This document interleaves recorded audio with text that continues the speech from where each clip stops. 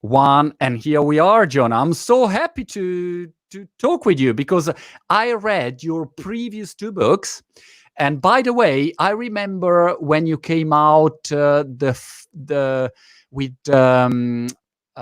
Contagious. I remember there was a period there that every event I was going was someone explaining, a theory of how a content can go viral. And it was based on your book. It was like everyone always copy basically your theory and try to resell it to customers. It was a big success, Well, first of all, thank you so much for having me. It's wonderful to be here. Contagious was a very fun ride, and it was definitely exciting to sort of share the ideas with so many people. It was really cool and I don't know, fresh. But today I want to talk with you about this. Look, I have my overlay here. How to change anyone's mind is the title of your book, The Catalyst, and I think it's a very interesting concept in this, let's say, post-COVID era. By the way, what's the situation in US at the moment? I don't know if it's better or worse than where you are, but right. Things opened up a little bit. Things didn't go so well, so now things are closing back down, and everyone's sort of trying to figure out how to deal with all the uncertainty going on. I think many businesses are sort of ready to get back going, but it's not safe enough to figure out sort of new ways to meet their consumers or customers in the era they're wrestling with. Got it. But are you still in lockdown, or you can go out? Not lockdown, no. We can definitely go more places. They're encouraging people to wear masks, but it certainly is not business as usual. Most people are not back to work. Many things are not safe, and so everyone's sort of trying to figure out how to navigate this middle ground. Got it. And by the way, this new book came out during a COVID situation, which is kind of it's it never happened in the history. So how did you live this moment? Because the bookstores are closed here in UK. Yeah, I mean, this is definitely a challenging time to release anything, whether it's a book, whether it's a song, whether it's a movie. You see lots of movies, for example, big blockbuster movies, not releasing and pushing back the release date. But then the challenge, the studios go, what about the movies I was supposed to release in 2 or 3 months? What happens to them? I think the publishers are trying to wrestle with this. We're actually sort of held, in some sense, the book is already out, but we're re-releasing it in August. So sort of we've held much of the marketing and promotion sort of resources around it until August, hoping that things have cleared up a little bit by then. We'll see. It's a challenge, right? In that, in some ways it's hard for people to get access to the book. But what's interesting is the book is so relevant to what I think many companies, organizations, and people are dealing with at the moment, that many people are also interested in the ideas. So trying to figure out a way to sort of navigate both. Absolutely. I mean, how to change organizations' mind, citizens' mind, patients' mind. I mean, this is probably the most important thing to do now to direct people, organization in a new direction. Before to go into this one, I was just curious, since I read your first book and also Invisible Influence that was coming out, I think, 2-3 years later. I was curious, Jonah, about your beginning. I mean, because I suddenly discover you with Contagious, but I didn't know anything about you before. So how did it happen? And it was something that you were kind of expecting, or you just had this success and it just happened? Yeah, so first of all, by training, I'm an academic. I'm a professor at the Wharton School at the University of Pennsylvania. I've taught there now for, I think, coming on my 14th year. Got a PhD from the Stanford Graduate School of Business in marketing. So had been doing research for a long time. Mostly research and teaching, a little bit of consulting, a little bit of speaking, but really mostly research and teaching. I wrote Contagious because I wanted to share some of the research that I and others had done in this space. As you very nicely mentioned at the beginning of this show, there were lots of thoughts and speculations and opinions about why people share things, but very little data. If you in 2010 typed in, what makes online content viral into, say, Google, the answer you got back was usually either cats, because cats apparently made the internet go round. People love sharing cat photos, or some other stuff that wasn't really based on any science. And so I thought, hey, this would be a great way to share the research we and others have done on actual empirical work, not just opinion, about why people share things. Contagious changed my life in some sense. I thought, I hoped people would read it, and many have. It's out in over 500,000 copies in over 40 Wow. languages around the world. But I didn't expect it to change my life as much as it did. And it changed my life in an interesting way. I think I started getting calls from lots of companies and organizations and people that wanted to apply these ideas. Everything from big Fortune 500 companies like the Nikes and the Apples and the Googles of the world to small startups. Everything from business to consumer, which I a lot about, to B2B and services and ideas and political campaigns. And so it gave me a really neat chance to learn a lot about how marketing is being done today, about how businesses are working today, just not from the ground up, right? From literally working with companies and organizations that had different Got it. challenges, that were interested in the ideas of Contagious. And so it really taught me a lot about marketing and paved the way for the new book. And would you say then, comparing then your research with the real marketing, the day by day marketing, did you find a lot of discrepancies and differences, or not? Or finally, it was sort of aligned? Yeah, I mean, you may have seen this yourself as well, being an expert in these sort of spaces. But originally when the book came out, many people were saying, "Well, wait a second, word of mouth marketing? Why should I do that? Why is that important? How do I know it's going to work?" Many people were worried, "Oh, what if people say negative things? I can't control word of mouth." That was sort of the initial question. Will this actually work? Can it be bad? I'm not sure that I want to do it. Flash forward now, a few years since that book is published, and everyone's going, well, of course we care about word of mouth marketing. Now we think of online digital influencers and social media as a part of any marketing budget, and traditional advertising, many people aren't using it as much anymore. And sort of now the question people come up with is, do these tools still work? Now that we know these ideas, do they still play out? How do they vary across cultures and individuals? But the marketplace is very much shifted. I wouldn't say that everyone is on board yet.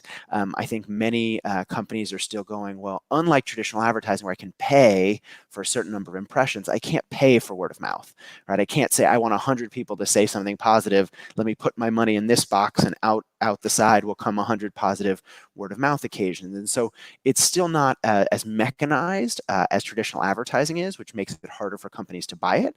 But I think most organizations have realized at least its power, that word of mouth is power, and now we're just trying to figure out more how to harness it. Let's go into how to change anyone's mind. I love this phrase, and obviously, I think I would start from here. There is an ethical way of doing it, which is leadership and creating a positive change, and obviously an unethical use. And this is also for marketing. You can have good marketing to create a great change in the world, and evil people trying to use marketing tricks to fraud people. So this is, I would say, the starting point. Do you see any pattern in your new book about people that really change people's mind for the better? Yeah. So let's talk a little bit first about how I got to this book. And so, as I mentioned, Contagious came out. I started doing a lot more speaking and consulting, working with real companies. And I started to notice that everyone had something in common, which is whether they were a big company, a small company, for-profit, nonprofit, B2B, B2C, product, service, even if they were just an individual within an organization, everyone at some level had something that they wanted to change. So marketers or salespeople wanted to change the consumer or the client's mind. Employees wanted to change their boss's mind, and leaders wanted to transform organizations. Startups wanted to change industries. Nonprofits wanted to change the world. Parents wanted to change their children's mind. Politicians wanted to change the populations. But what I noticed was that change was really hard. All of these people and organizations, they'd all been trying strategies that hadn't been working. In some sense, they had all been pushing, providing more facts, more information, more reasons, and people weren't coming around. And so the question I started looking into was, could there be a better way? Could there be a different way to change minds and incite action? And I think a good analogy comes from thinking about a chair.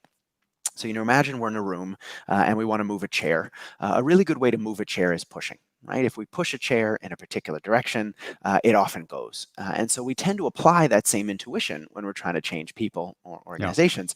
If we just push a little bit more, if we just add more facts, more reasons, more figures, if I just give one more PowerPoint presentation, if I just make one more phone call, this person will come around. We assume that if we push them in the direction we want them to go, that they'll change. But people aren't like chairs in a particular way. When chairs are pushed, they go. When people are pushed, they push back. And so the main thesis of this book, based on research with hundreds of transformational leaders and top salespeople and really strong negotiators and people that changed organizations, is that there's a better way. It's not about pushing. It's about finding the barriers to change and removing them. Right? It's about figuring out what is getting in the way and mitigating those challenges. I think a good analogy here is, imagine you're sitting in a car, you're parked on an incline, you get in the car, you put your hands on the steering wheel, you put your key in the ignition, you step your foot on the gas. If the car doesn't go, we think we just need more gas. If people don't change, we think if we just push harder, they'll go.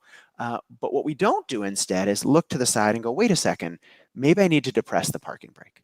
Right? Maybe it's not that more gas will work, because it often doesn't. Maybe I need to figure out what that obstacle is, that barrier that's preventing change, and mitigate it. And so what this book talks about is the 5 key barriers that come up again and again when we're trying to change people's minds.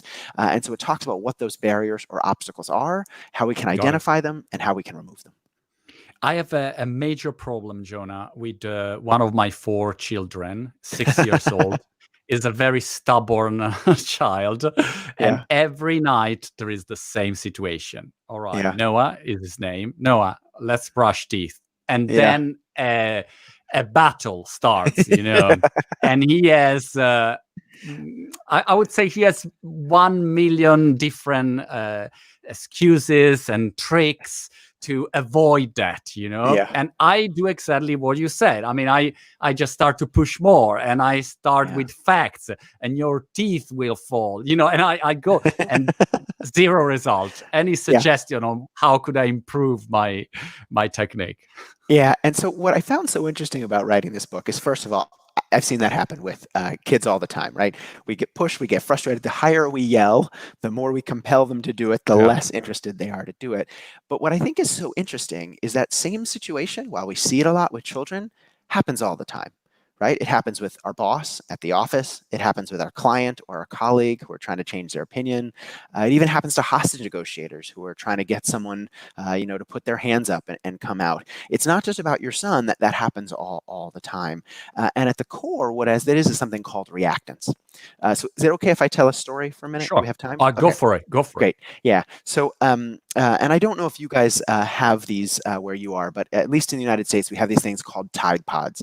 And basically what they are is little laundry pods that you put in the washing machine. Do you guys have something like that?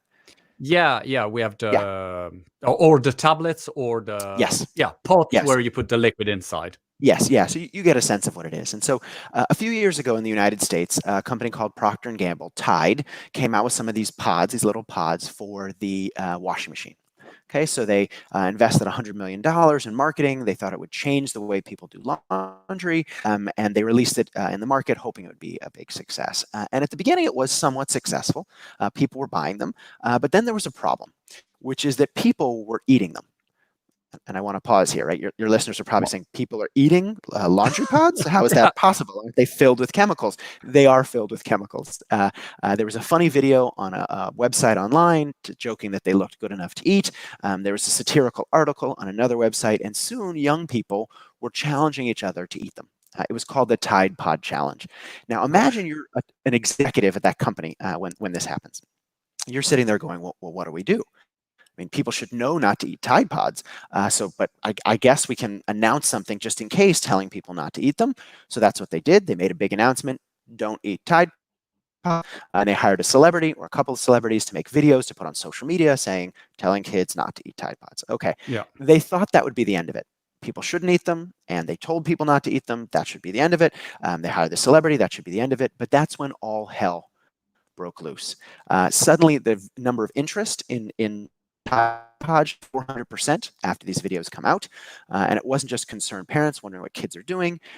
Visits to poison control shot up as well. In the next 2 weeks, more people came into poison control with injuries associated with eating Tide Pods than in the 2 years prior. Essentially, a warning became a recommendation. Telling people not to do something made them more likely to do it. And this is an example of what we call reactance, right? Often when we ask people to do something or tell people to do something, whether it's brush your teeth or don't eat Tide Pods, people do the exact opposite, just like your son does.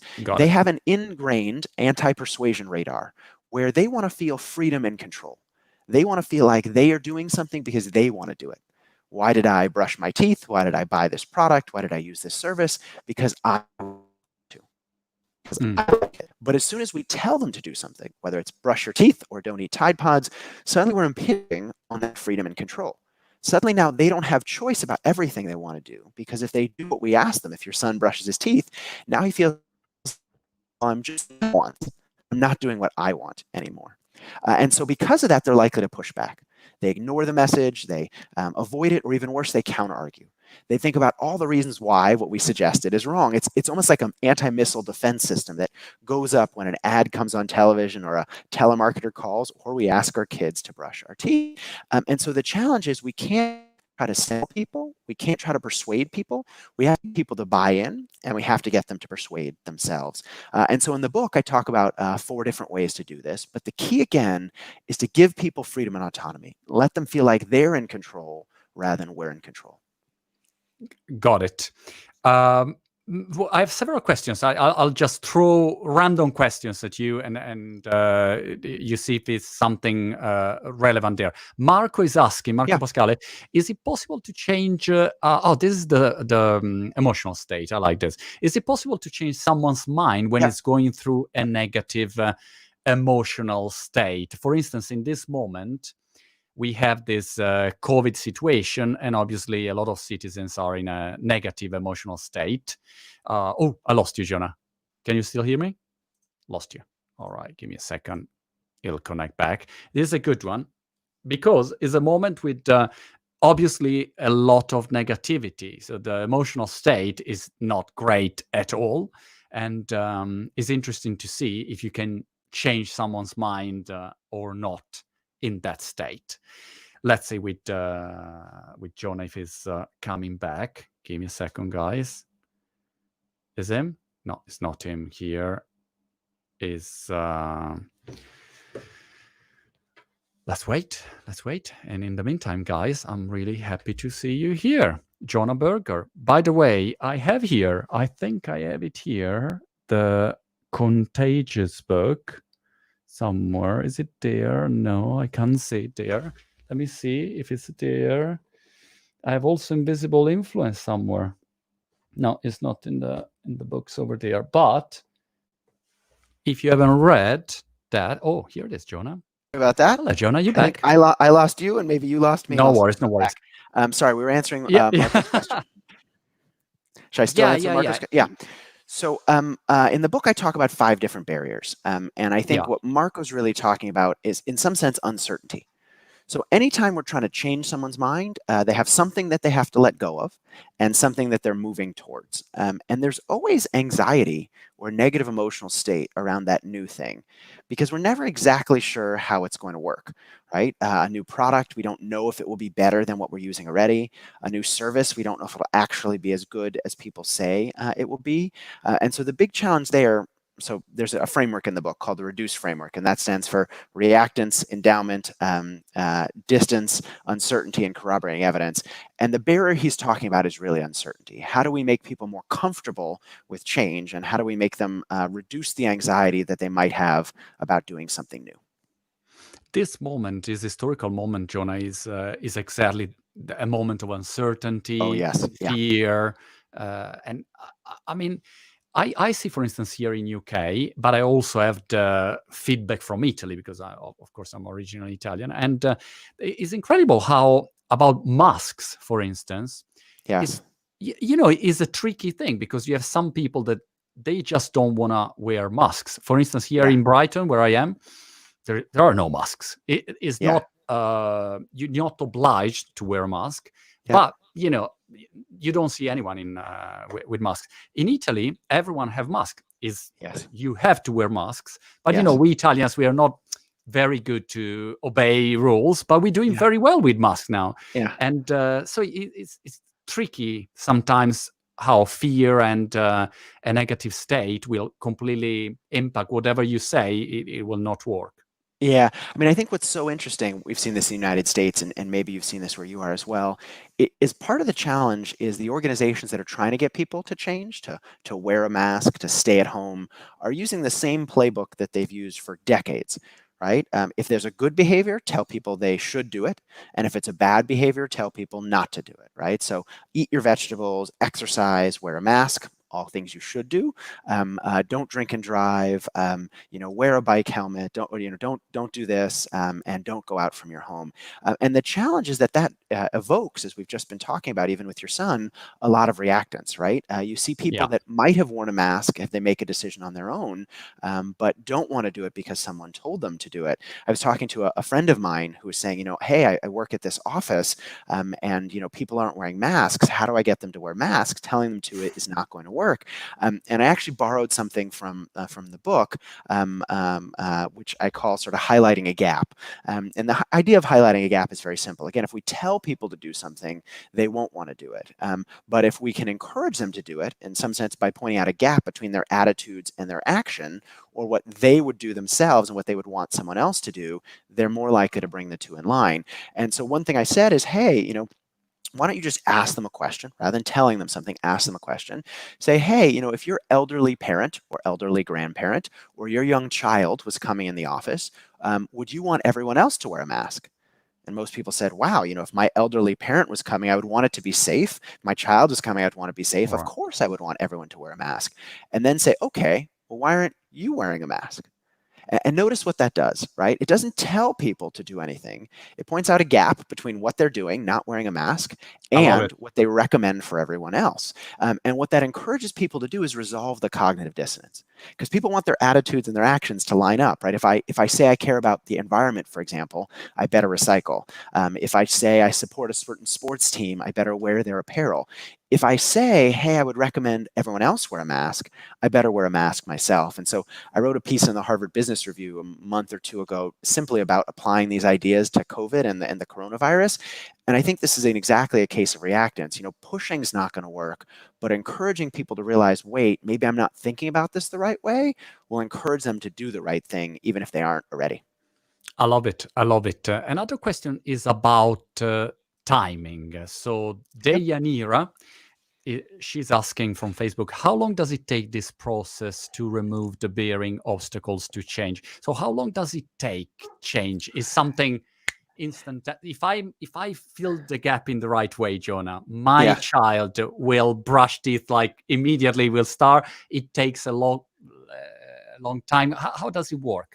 Yeah, I mean, I think it depends on what we're trying to move.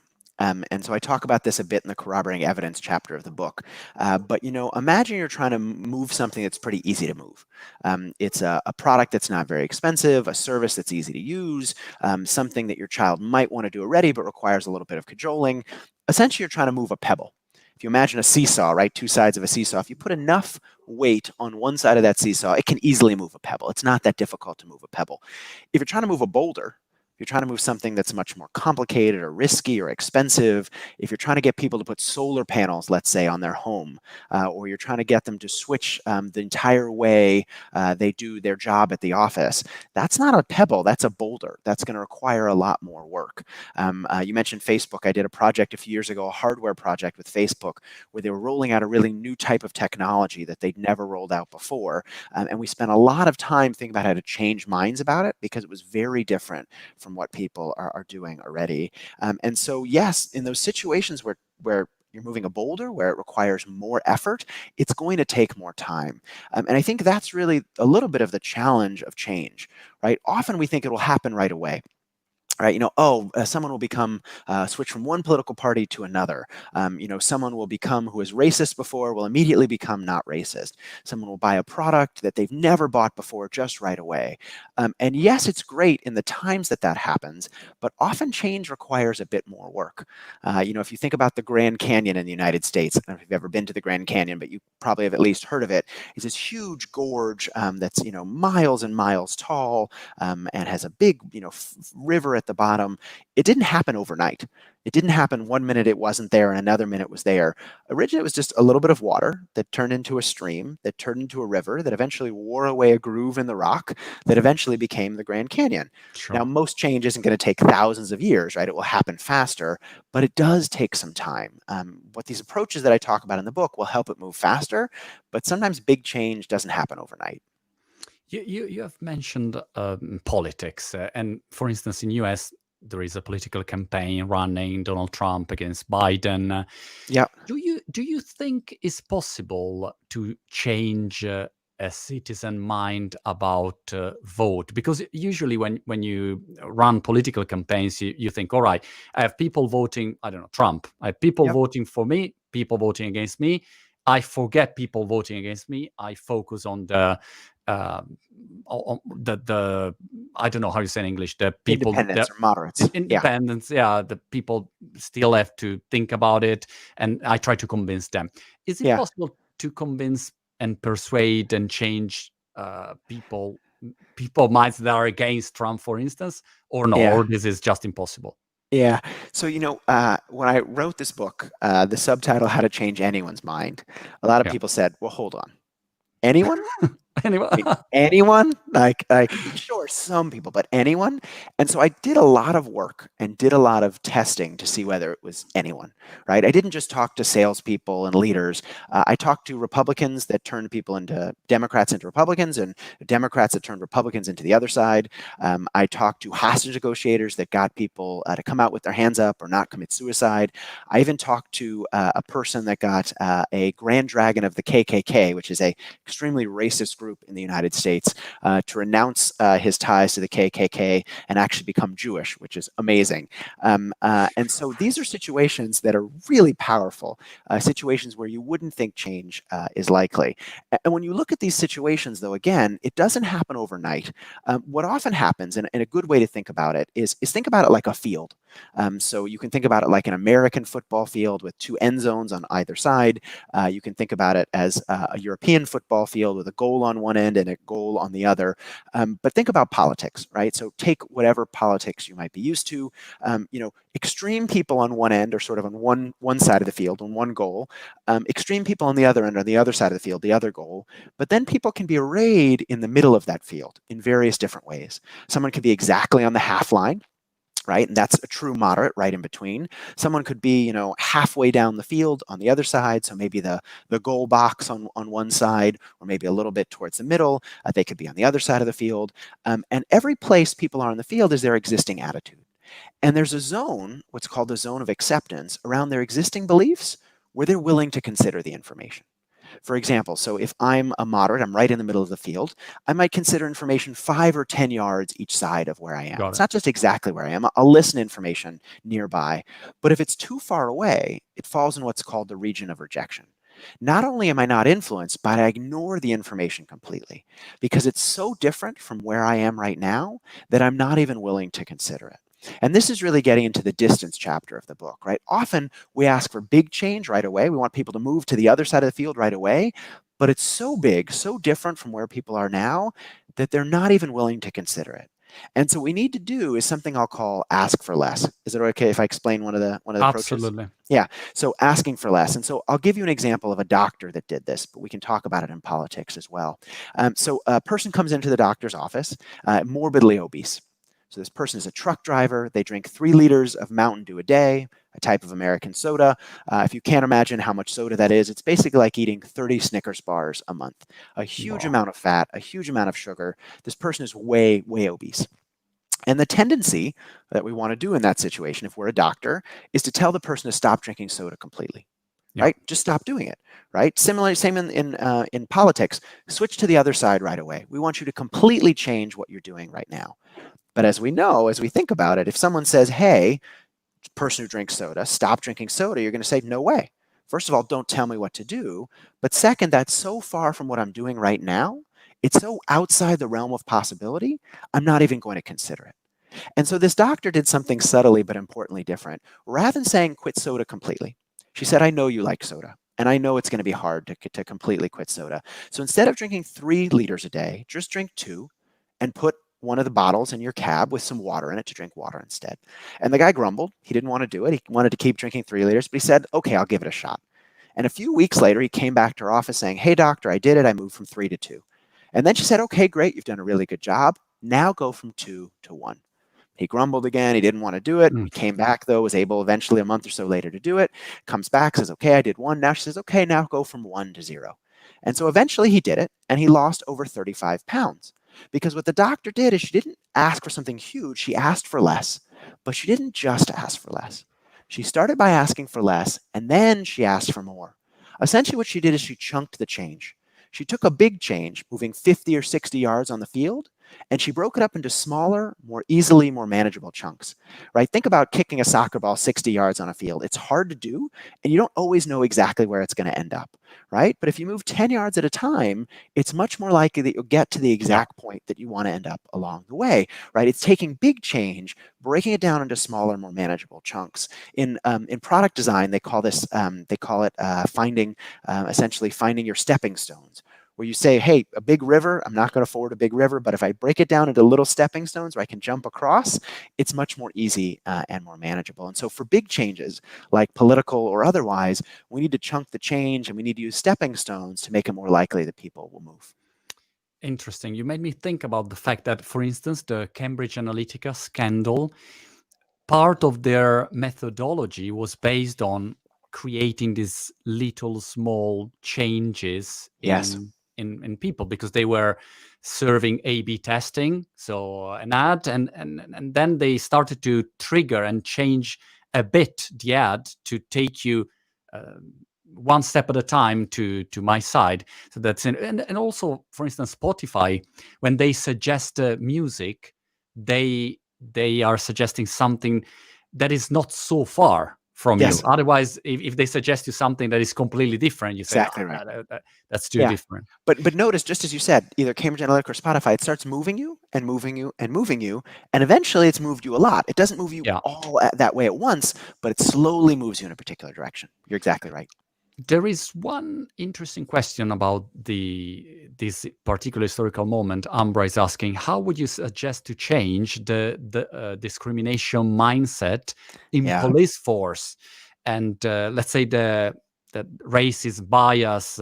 We talking a lot about this topic during these days. Yeah.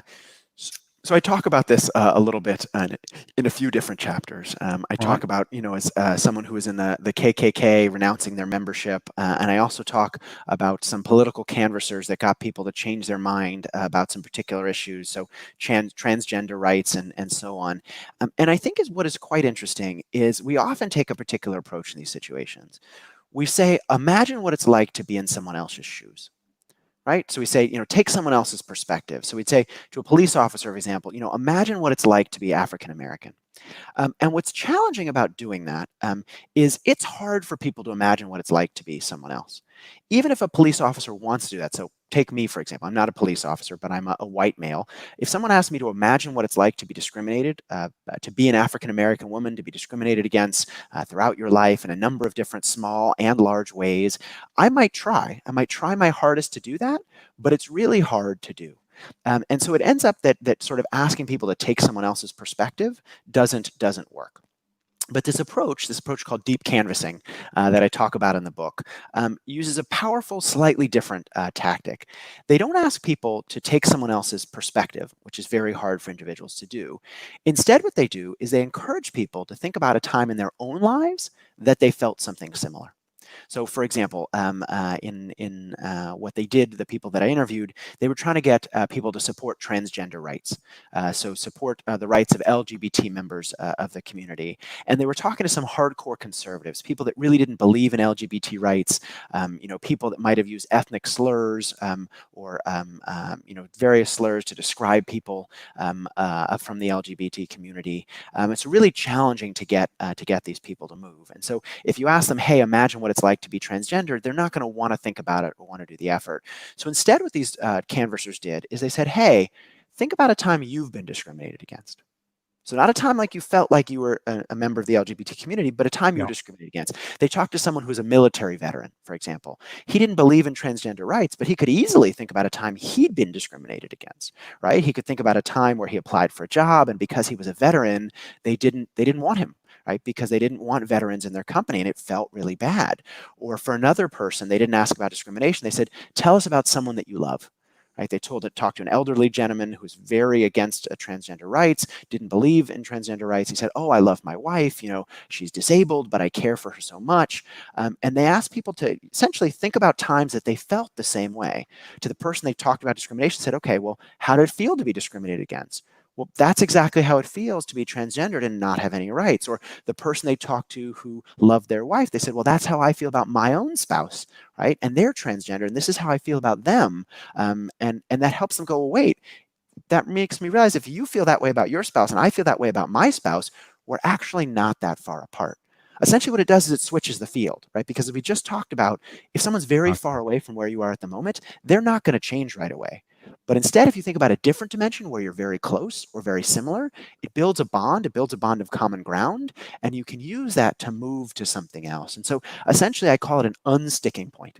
Right? Often we try to change minds with the sticking point, the exact thing we disagree about. But if we focus on that point of disagreement, we're never going to get anywhere. Instead, we need to focus on a piece of common ground, an unsticking point, something we have in common, and use that to switch the field and move people in the right direction.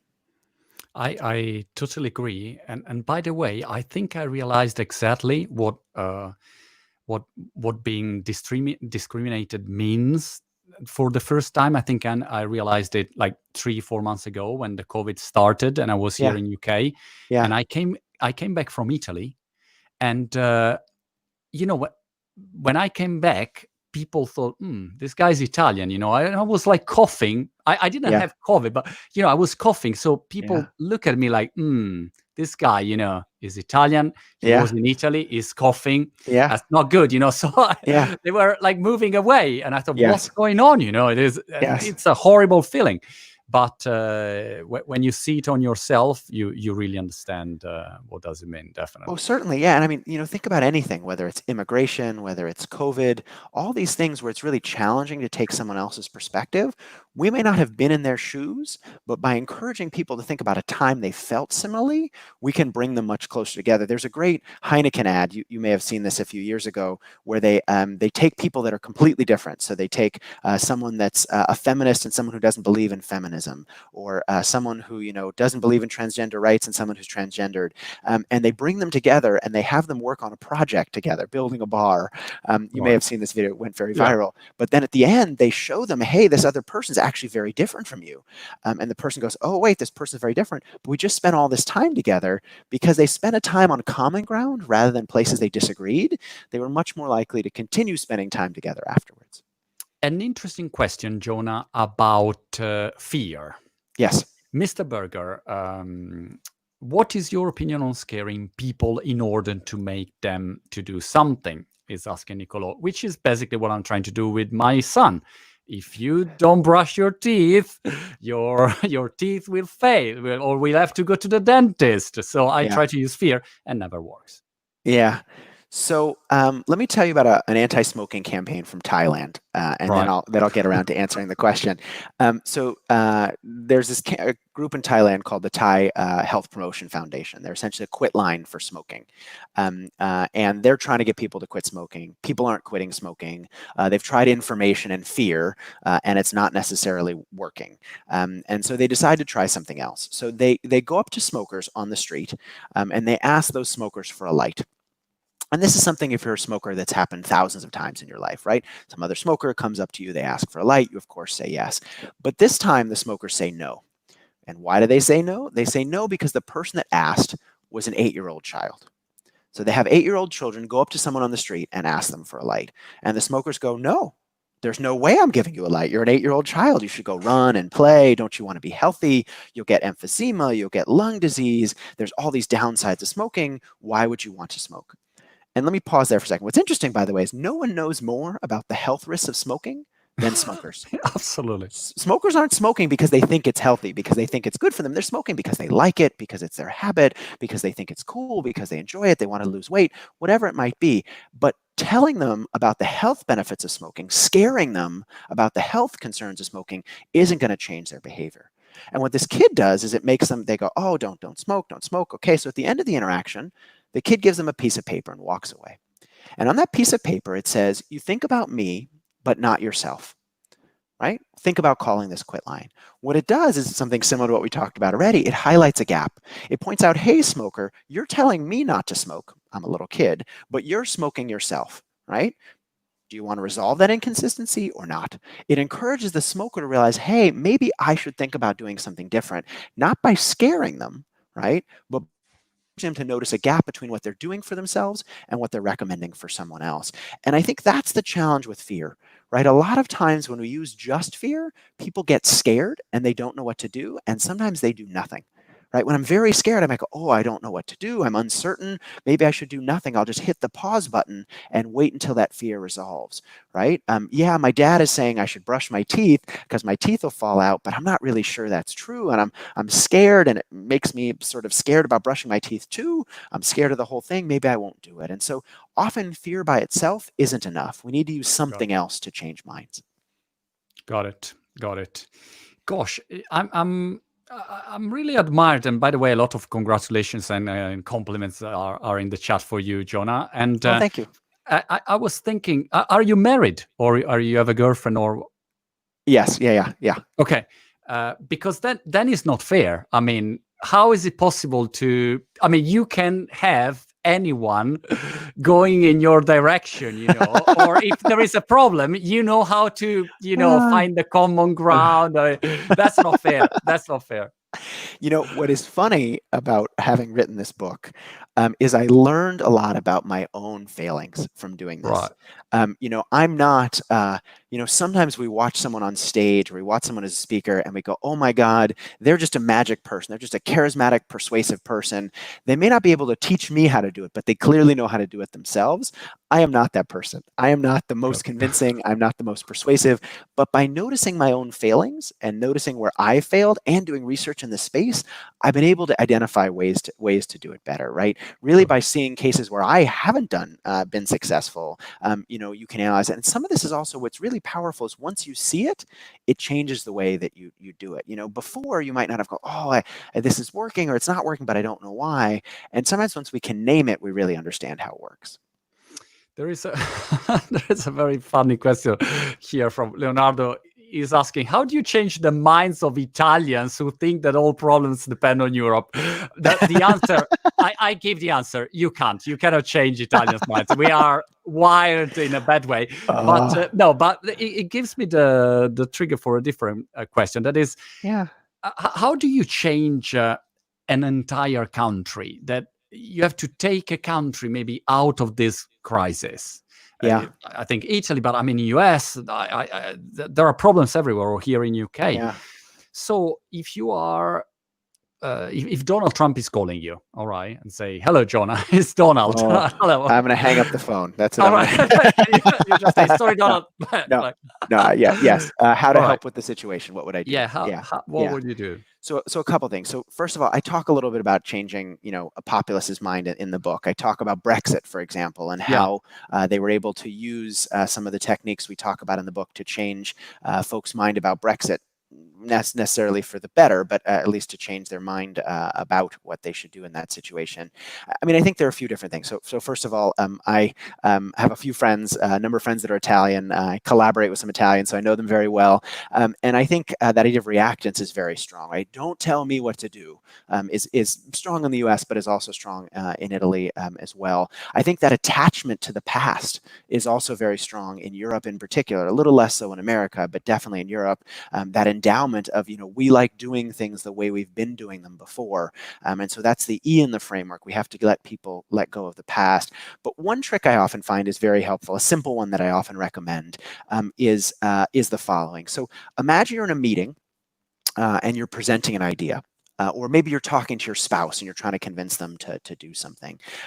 In that situation, we often present one option. In the meeting, we say, hey, you should buy this product or use this service or engage in this action. To your spouse, you might say, we should go on this place to vacation. We should buy this certain type of car. If we're a political leader telling people we should do this particular thing. When we give people one option, they spend a lot of time thinking about why that option is a bad idea. Their anti-persuasion radar goes off. They start counter-arguing. It will be too expensive. It's not going to work. What if we don't like it? How are we going to shift people over to do this thing? They think all the reasons why it won't work. And so what great catalysts, great change agents do is they don't just give people one option. They give people multiple. Great consultants, for example, don't just say, here's one course of action. They say, here, 2 or 3. Ad agencies don't just present one solution. They present 2 or 3. Spouses say, hey, we could do one of these 2 things. Because what that subtly does is that shifts the role of the listener. Rather than sitting there and think about all the reasons they don't like what you suggested, now they have to figure out which of the 2 things or 3 things you suggested they like better, which means they're much more likely to pick one of them at the end of that discussion because they've been focusing on the positives rather than the negatives. This happens all the time with spouses, for example. If a spouse asks, hey, where do you want to go for vacation? You say, oh, we should go to the beach. They say, oh, the beach, I don't know. It'll be too hot. It'll be too busy. We should do something else. Where if instead you say, hey, we could go to the beach or we could go to the mountains, they say, which of those do I like better? And they're much more likely to choose one of them at the end. I call this providing a menu, right? It's not giving people unlimited choice. It's giving them a small set of choices, but it's choosing the choice set so that they choose from within the options you like. Right? You're giving them freedom and autonomy. You're giving them choice, but they're more likely to go in the direction you want. You're in some sense shaping the journey, but you're not forcing them to do something, which makes them much more likely to go along. How is the saying? Who controls the menu control the options, basically. Yes. So yeah. And it's interesting when we go into a restaurant, right? When we go into an Italian restaurant, for example, we don't sit there angrily going, why don't they have sushi? We think about, well, which of the Italian dishes do I want? Do I want the bucatini or do I want something else? I choose between the options, but I don't even think about the options that are not on that menu. And so by focusing people on a limited set, you encourage them to do what you want. You can do this with kids, right? Which do you want to do first? Brush your teeth or put on your pajamas, right? Both things you want them to do, but they're focusing on which one they want to do first rather than the fact that they're not doing what you want. I'll basically switch on. Do you want to brush your teeth with the red toothbrush, with the yellow toothbrush, with the blue toothbrush? You want to brush your top teeth or your bottom teeth first, right? Giving them choice. So suddenly, you're not telling me what to do, Dad. I'm getting to choose. Exactly. Fantastic, Jonah. Elena is asking, are you brothers? No, we are not. At least that I know, we are not brothers. But I would love to have a brother like you, Jonah, because if my strategy fails, I would love you to talk with my son. I say, look, I'm calling Jonah now, and he will tell you. Give him my email address. I'm happy to try to help. Jonah Berger, fantastic. You are incredible. The catalyst, how to change anyone's mind. Really, congrats for all of your work. Is really inspiring and really interesting. Thank you so much. Thank you so much for having me. I really appreciate it. I'll see you soon. Bye. Bye.